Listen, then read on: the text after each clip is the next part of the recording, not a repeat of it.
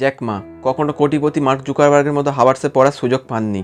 না ছিল তার ইলন মাস্কের মতো পারিবারিক সম্পত্তি। বিল গেটস কিংবা স্টিভ জবসের মতো কম্পিউটার জ্ঞান তো ছেড়েই দিন। কলেজে তো বটেই, প্রাইমারি স্কুলেও 2বার ফেল করেছিলেন জ্যাক মা। কেএফসি যখন প্রথম চীনে আসে তখন সেখানে ওয়েটারের কাজের জন্য আবেদন করেছিল 24 জন। এই 24 জনের মধ্যে ছিলেন জ্যাক মাও। 23 জনকে নেওয়া হলেও বাদ দেওয়া হয় তাকে। পরবর্তীকালে এই মানুষটাই দাঁড় করিয়েছেন 5 লক্ষ কোটি টাকার কোম্পানি। 2020 সাল নাগাদ চীন সরকারের সমালোচনা করার পর প্রায় 3 বছরের জন্য উধাও হয়ে যান তিনি।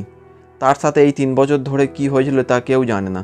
সম্প্রতি তিনি আবারও খবরে এসেছেন, শোনা যাচ্ছে চাষের কাজে নামতে চলেছেন তিনি। জ্যাক মা মানেই চরম ব্যর্থতার পর ঘুরে দাঁড়ানোর গল্প। আসুন আজকের এই ভিডিওতে সেই গল্পই জেনে নিই। চীনের এক নিম্ন মধ্যবিত্ত পরিবারের জন্ম জ্যাক মার।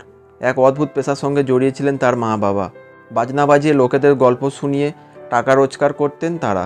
বলাই বাহুল্য, এই কাজ করে যা টাকা পেতেন তা সংসার চালানোর জন্য যথেষ্ট নয়।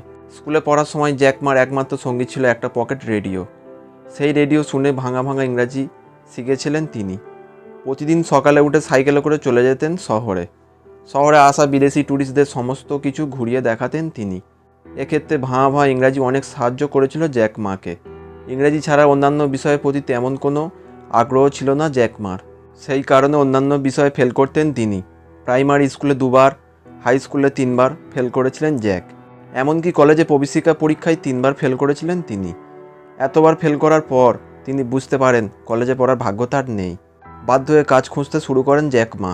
কাজ খুঁজতে গিয়েও বারবার ব্যর্থ হতে থাকেন তিনি। কেএফসিতে তাকে কিভাবে বাদ দেওয়া হয়েছিল সেটা তো একটু আগেই তো শুনলেন। কাজ না পেয়ে আবার কলেজে পড়ার জন্য আবেদন করেন জ্যাক। এইবার তার ভাগ্যে শিখে ছিঁড়েছিল। ইংরাজি নিয়ে পড়াশোনা শুরু করেন তিনি। কলেজে পড়াশোনা পাঠ চুকিয়ে মাসিক মাত্র 900 টাকার বিনিময়ে ছাত্র পড়ানো শুরু করেন জ্যাক মা। একদিন সরকারি কাজের জন্য আমেরিকা যাওয়ার সুযোগ এসেছিল জ্যাক মার। আমেরিকায় গিয়ে কম্পিউটার এবং ইন্টারনেট দেখে তিনি অবাক হয়ে যান।